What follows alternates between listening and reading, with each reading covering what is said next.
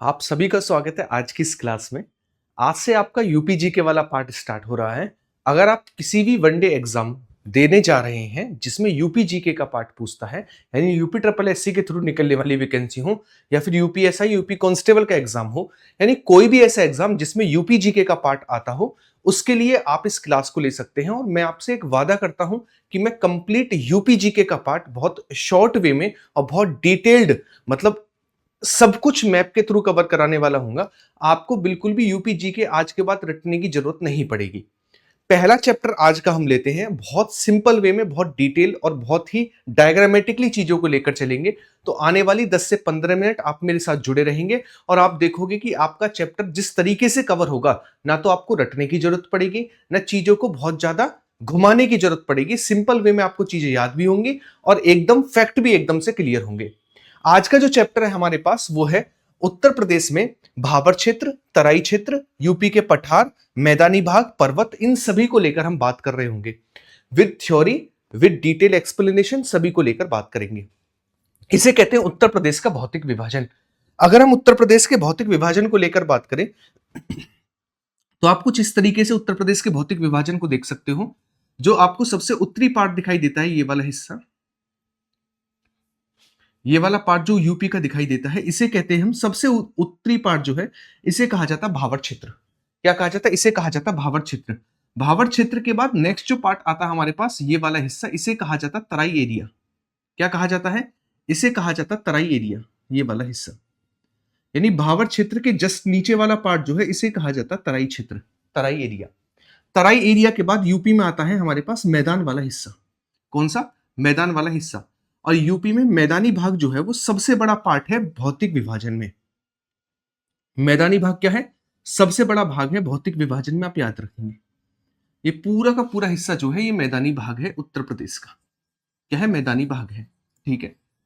अगर हम बात करें किसको लेकर, उत्तर प्रदेश में मैदानी भाग के बाद नेक्स्ट जो पार्ट आता है, ये पूरा का पूरा मिडिल वाला पार्ट। और मैदानी भाग का निर्माण बेसिकली किसने किया है?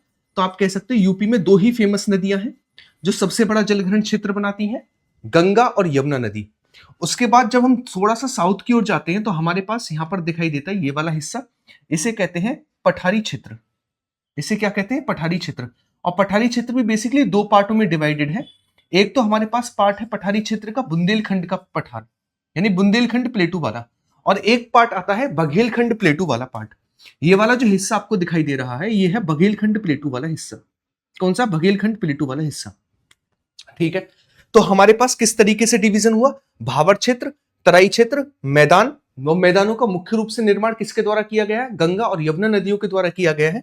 उसके बाद पठारी क्षेत्र, पठारी क्षेत्र में भी बुंदेलखंड का पठार, बघेलखंड का पठार। उसके बाद आता है पर्वतीय क्षेत्र। अगर पर्वतीय क्षेत्र को लेकर बात करें तो ये जो हिस्सा आपको दिखाई दे रहा है, इस तरीके से साउथ में एक माउंटेन जाता है जिसे कैमूर और सोनकर पहाड़ियों के रूप में भी जाना जाता है। इसे कहते हैं हम विंध्याचल पर्वत। उत्तर प्रदेश में एक पर्वत का विस्तार है, वो भी साउथ में, जिसका नाम है विंध्याचल पर्वत। तो कौन कौन से पार्ट हुए एक बार हम लिख लेते हैं ताकि हमें आगे जरूरत पड़े। तो सबसे पहला हिस्सा आता है भाबर क्षेत्र। सबसे उत्तरी भाग जो है यह है भाबर क्षेत्र।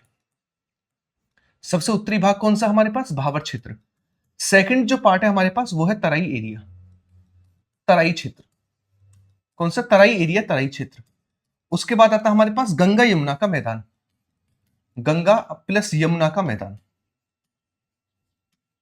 गंगा यमुना का मैदान। ठीक है।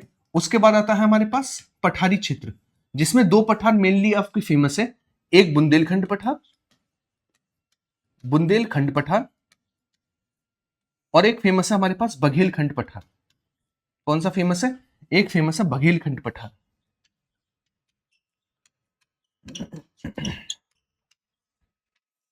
बघेलखंड पठार। और ये पर फेमस है हमारे पास ये वाला विंध्य पर्वत, विंध्यन माउंटेन, विंध्य पर्वत, विंध्यन माउंटेन। अब मैं आपको सिंपली ये पूछना चाहूं कि उत्तर प्रदेश के भौतिक विभाजन को किस प्रकार से बांटा गया है, तो आप इस तरीके से कहेंगे उत्तर प्रदेश के भौतिक विभाजन को, है ना, उत्तर प्रदेश के भौतिक विभाजन को 5 हिस्सों में बांटा गया है। भाबर क्षेत्र, तराई क्षेत्र, मैदान, पर्वत और पठार।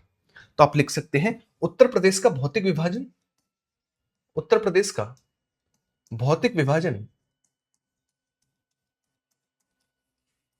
विभाजन 5 भागों में किया गया है। 5 भागों में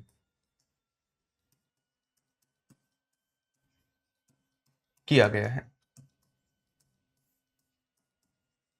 कौन कौन से 5 भाग हैं? तो मैंने आपको बता दिए।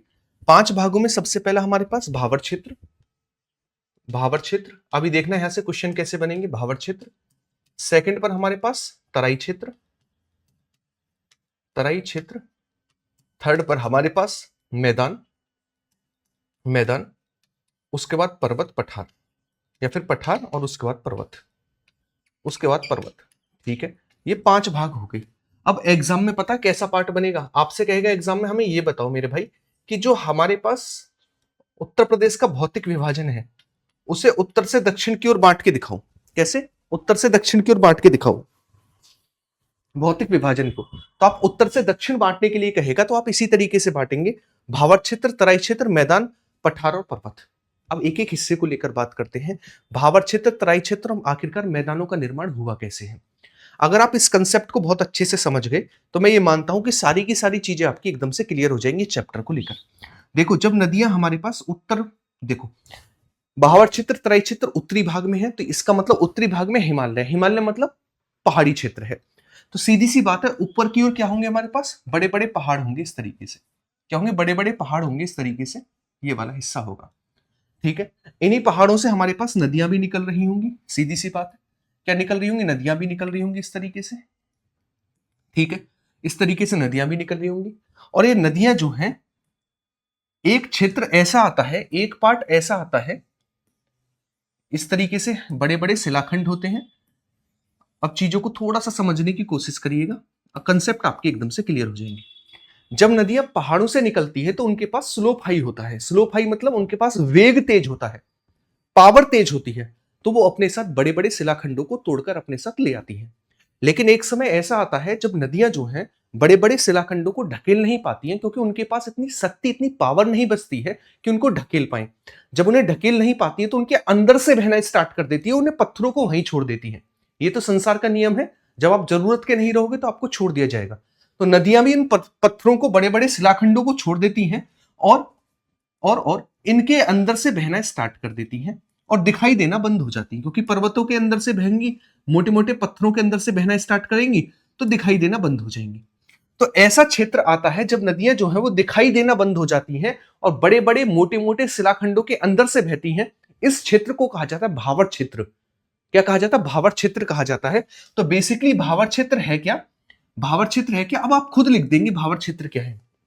आपसे पूछेगा भाई भावर क्षेत्र क्या है, तो आपके भावर क्षेत्र वो एरिया है जहां पर नदियां जो है वो बड़े बड़े शिलाखंडों के अंदर से बहना स्टार्ट कर देती हैं और दिखाई देना बंद हो जाती हैं। उस क्षेत्र को भावर क्षेत्र बोला गया। अब नदियां बाहर निकलेंगी भावर क्षेत्र से। जब नदियां भावर क्षेत्र से बाहर निकलेंगी तो इस तरीके से हमें दिखाई देना स्टार्ट हो जाती हैं। इस तरीके से हमें क्या है? दिखाई देना स्टार्ट हो जाती हैं नदियां, कुछ इस वाले हिस्से में, और इस तरीके से दिखाई देना स्टार्ट हो जाती हैं।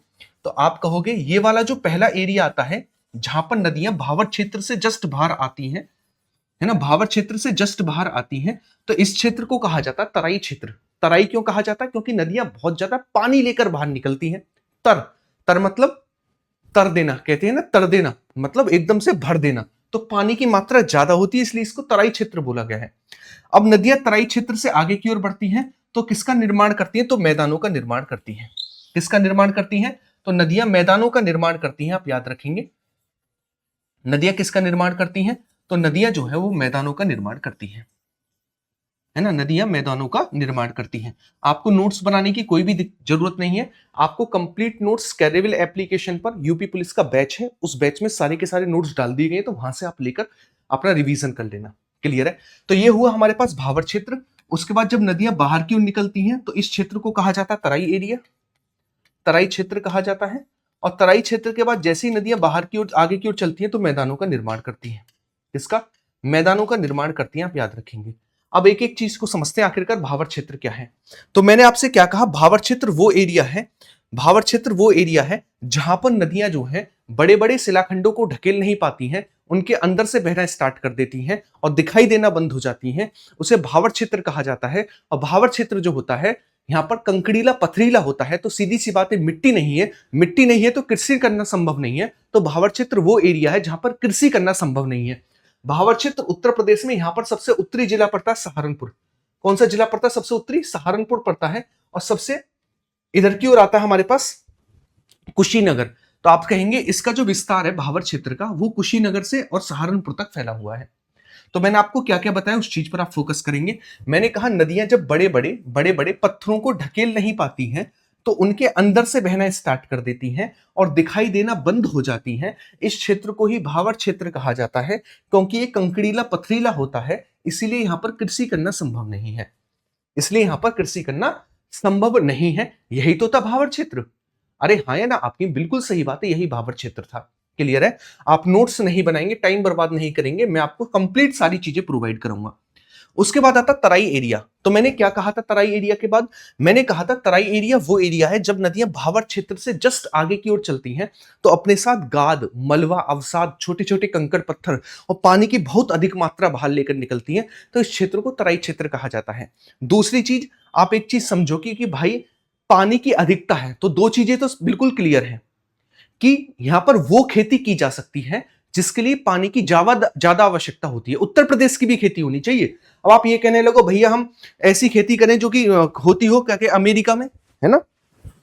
तो उत्तर प्रदेश में ऐसी खेती जिसके लिए पानी की ज्यादा आवश्यकता होती है वो खेती इस तराई क्षेत्र में की जाती है। कैसे? गेहूं, सॉरी, चावल और गन्ना। उत्तर प्रदेश में चावल और गन्ना की ऐसी फसलें हैं जिनके लिए पानी की ज्यादा आवश्यकता होती है। तराई क्षेत्र में पानी अधिक होता है, इसलिए यहां पर वो खेती करना संभव है। दूसरा, क्योंकि दलदली क्षेत्र होता है। अब दलदली क्षेत्र है तो सीधी सी बात है क्या होगा? अगर दलदली क्षेत्र है तो सीधी सी बात है क्या होगा? गाद, मलबा, अवसाद ज्यादा होगा। अब गाद, मलबा, अवसाद ज्यादा है तो होगा क्या? इससे होगा ये कि यहां पर बहुत ज्यादा बीमारियां हमें देखने को मिलेंगी। तो इस तराई क्षेत्र में बहुत ज्यादा बीमारियां होती हैं, आप याद रखेंगे। ठीक है? तो तराई क्षेत्र बेसिकली क्या होता है? तो जब नदियां भावर क्षेत्र से बाहर निकलती हैं तब तराई क्षेत्र का निर्माण करती हैं। यहां पर गाद, मलबा, अवसाद ज्यादा होता है तो यहां पर बीमारियां ज्यादा होती हैं। पानी की अधिकता होती है तो यहां पर ऐसी खेती करना संभव है जिसके लिए पानी की ज्यादा आवश्यकता होती है, जैसे धान और गन्ना जैसी फसलें। तो आइएगा मेरे साथ समझिएगा तराई क्षेत्र क्या है। तो आपने तराई क्षेत्र जो है, नदियां जब भावर क्षेत्र से बाहर आती हैं तो अवसादों और दलदली क्षेत्र का निर्माण करती हैं, जिसे तराई क्षेत्र कहा जाता है। पानी की अधिकता होने के कारण यहां पर गन्ना और धान की खेती करना संभव है। ठीक है? इसके अलावा आप कहेंगे यहां पर दलदली क्षेत्र होता है तो यहां पर बीमारियां अधिक होती हैं, ये भी आप याद रखेंगे। क्या होती हैं? बीमारियां अधिक होती हैं, क्योंकि यहां पर कैसा क्षेत्र होता है? दलदली एरिया होता है। उसके बाद आती है मैदानों की हिस्सा। देखो मैदानों का निर्माण किसके द्वारा होता है? जब नदियां तराई क्षेत्र से बाहर निकलती हैं, इस तरीके से तराई क्षेत्र से बाहर निकलती हैं तो इन्होंने जो अपने साथ मोटे मोटे शिलाखंड थे वो भावर क्षेत्र में छोड़ दिए, पतले पतले पत्थर थे वो तराई क्षेत्र में छोड़ दिए। अब उनके पास बची है रेतीला पार्ट, मिट्टी वाला हिस्सा। मिट्टी वाले हिस्से को नदियां आकर बिछा देंगी। कभी आपने किसी क्षेत्र को देखा होगा जहां पर बाढ़ वगैरह आती है ना, तो नदियां जो है एक साथ आती हैं मलबा लेकर, और जब वो सूख जाता है तो आपने देखा होगा एक मैदान सा बना जाती है ना। तो इसी तरीके से नदियों के द्वारा मैदानों का निर्माण किया जाता है, क्योंकि भारत की सबसे लंबी नदी है जिसका नाम है गंगा रिवर, और गंगा रिवर सबसे ज्यादा उत्तर प्रदेश में बहती है, इसीलिए उत्तर प्रदेश के मैदानों का निर्माण गंगा और यमुना नदियों के द्वारा किया गया है। गंगा और यमुना नदी के द्वारा उत्तर प्रदेश के मैदानों का निर्माण किया गया है। सिंपल सी बात है, आपके बिल्कुल सही बात है। और जो मैदानों का है, ये जो आपको मैदान दिखाई दे रहे हैं, ये वाले मैदान, इनमें एक मिट्टी पाई जाती है जिसका नाम है जलोढ़ मिट्टी। क्या नाम है? जलोढ़ मिट्टी है। यानी मैदान जो है ना, मैदान वो जलोढ़ मिट्टी से मिलकर बने हैं। इससे जलोढ़ मिट्टी से मिलकर बने हैं। तो आपकी एक चीज क्लियर हुई कि मैदानों का निर्माण गंगा और यमुना के द्वारा किया गया है। उत्तर प्रदेश के भौतिक विभाजन में सबसे बड़ा पार्ट मैदानी क्षेत्र है और इनका निर्माण जलोढ़ मिट्टी के द्वारा किया गया है। अब जलोढ़ मिट्टी के बारे में क्या खास बात है? जलोढ़ मिट्टी को कौप या कछारी मिट्टी कहा जाता है। जलोढ़ मिट्टी के दो टाइप होते हैं, खादर मिट्टी और बांगर मिट्टी। नई जलोढ़ को खादर जबकि पुरानी जलोढ़ को बांगर कहा जाता है। कंसेप्ट को बड़ी गौर से समझिएगा। कंसेप्ट को कुछ इस तरीके से समझिएगा। मान लीजिए आपके पास ये मैदान है ना, यहां से नदी बह रही है। अब यहां पर नदी के पास ये कोई मिट्टी है। अब नदी क्या करेगी? अपनी घाटी को गहरा करेगी। गहरा करेगी तो जो आज पास थी चीज वो एक दिन दूर होगी, सीधी सी बात है। तो जो आज पास है वो एक दिन दूर होगा। तो जब ये दूर होगा तो इसको नदी का पानी नहीं मिलेगा, इस मिट्टी को। जब नदी का पानी नहीं मिलेगा तो ये अनउपजाऊ प्रकार की होगी या फिर कम उपजाऊ प्रकार की होगी। पानी कम मिलेगा तो कैसी होगी हमारे पास? कम उपजाऊ प्रकार की। दूसरा, ऊंचे स्थानों पर होगी। ऊंचे स्थानों पर क्यों? क्योंकि नदी ने अपनी घाटी को गहरा कर लिया है। तो जो बांगर मिट्टी होती है, जलोढ़ मिट्टी का एक टाइप, वो कम उपजाऊ होती है, नदी से दूर होती है, ऊंचे स्थानों पर होती है, आप याद रखेंगे। और एक मिट्टी हमेशा नदी के पास रहेगी, चाहे नदी कैसे भी गहरा करती जाए अपनी घाटी को, तो एक तो हमेशा पास रहेगी। तो एक ऐसी मिट्टी जो नदी के एकदम पास होती है, तो इसको पानी की अधिकता होती है, नदी के पास होती है, ज्यादा उपजाऊ होगी, नहीं रहेगी हमेशा क्योंकि नदी के पास है, हमेशा पानी मिलता रहेगा, तो इसे कहा जाता है खादर मिट्टी। तो जलोढ़ मिट्टी के दो टाइप होते हैं, खादर और बांगर। क्या होते हैं? खादर और बांगर होते हैं। तो नदी के पास वाली मिट्टी को खादर और दूर वाली मिट्टी को बांगर कहा जाता है। तो इस तरीके से दो टाइप होते हैं। एक नदी के पास वाली मिट्टी, इसको खादर कहा जाता है, जो हर साल नहीं होती है, नीचे स्थानों पर होती है, नदी के पास होती है, पानी की अधिकता होती है, इसलिए ज्यादा उपजाऊ होती है। एक मिट्टी जो लगातार दूर होती जा रही है, दूर होती जा रही है, इसमें पानी की कमी होगी, कम उपजाऊ होगी, नदी से दूर होगी और ऊंचे स्थानों पर होगी, ये हमारे पास बांगर मिट्टी कहलाती है। क्या कहलाती है? बांगर मिट्टी कहलाती है। क्लियर है? तो मैदान वाला पार्ट आपके एकदम से क्लियर हुआ होगा।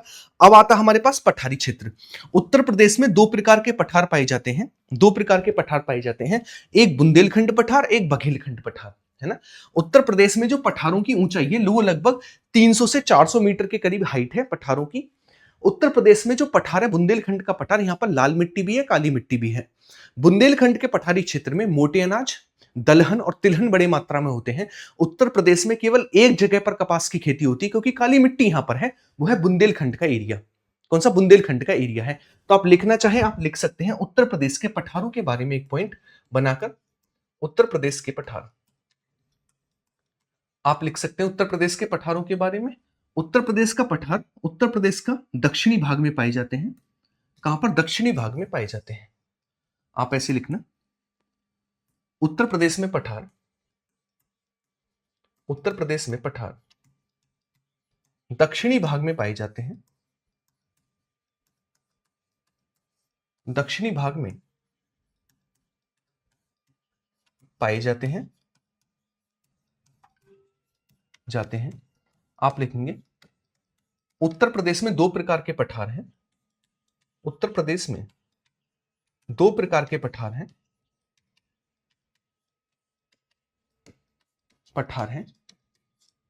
बुंदेलखंड व बघेलखंड।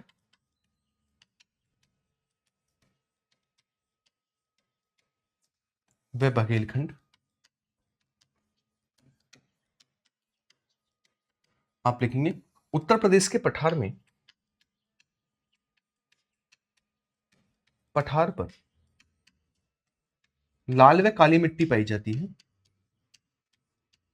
व काली मिट्टी पाई जाती है।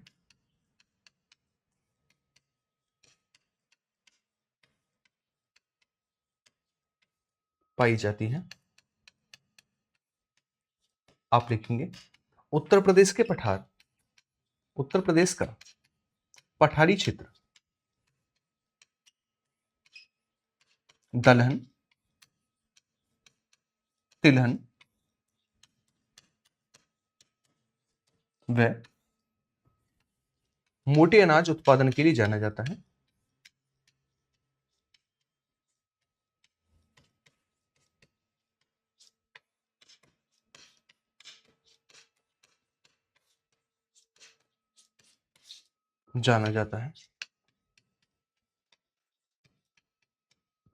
मोटे अनाज उत्पादन के लिए जाना जाता है। तो यह है उत्तर प्रदेश का पठारी क्षेत्र। ये क्या है? उत्तर प्रदेश का पठारी एरिया। क्लियर है? चलेगा। उसके बाद आता है उत्तर प्रदेश का पर्वतीय क्षेत्र। उत्तर प्रदेश में केवल एक पर्वत का विस्तार है जिसका नाम है विंध्याचल पर्वत, विंध्य पर्वत, जो कि उत्तर प्रदेश के दक्षिणी भाग में है। और मोस्टली जो इसका विस्तार है वो है हमें देखने को मिलता है मिर्जापुर सोनभद्र वाले क्षेत्र, सॉरी मिर्जापुर और सोनभद्र वाले एरिया में, मिर्जापुर और सोनभद्र में है। और ये उत्तर प्रदेश में कैमूर और सोनकर पहाड़ियों के रूप में भी जाना जाता है। इस विंध्य पर्वत के आसपास विंध्य क्रम की चट्टानें पाई जाती हैं जो चूना पत्थर, बलुआ पत्थर, संगमरमर और हीरे के लिए फेमस है। यही कारण है कि उत्तर प्रदेश के दक्षिणी पार्ट में चूना पत्थर, बलुआ पत्थर, संगमरमर जैसी थोड़ी बहुत मात्रा में खनिज भी पाए जाते हैं, है ना।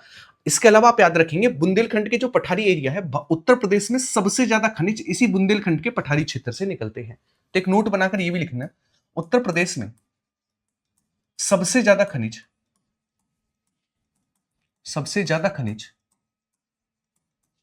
उत्तर प्रदेश के पठारी क्षेत्र से निकलते हैं।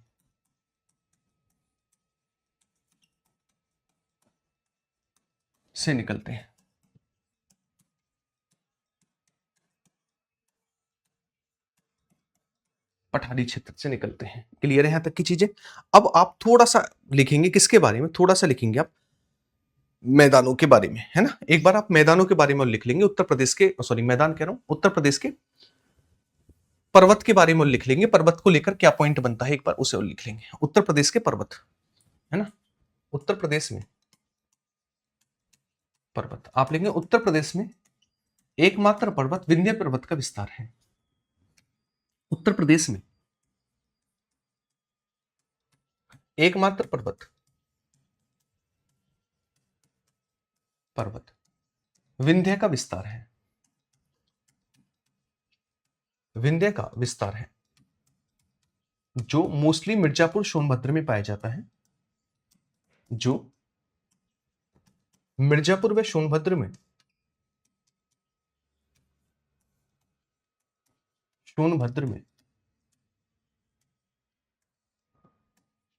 पाया जाता है।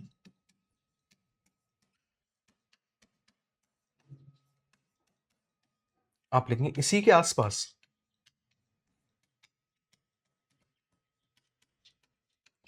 विंध्य क्रम की चट्टानें पाई जाती हैं।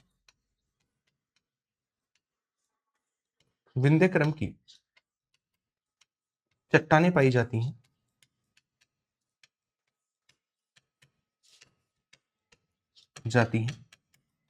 जो चूना पत्थर, बलुआ पत्थर व संगमरमर के लिए फेमस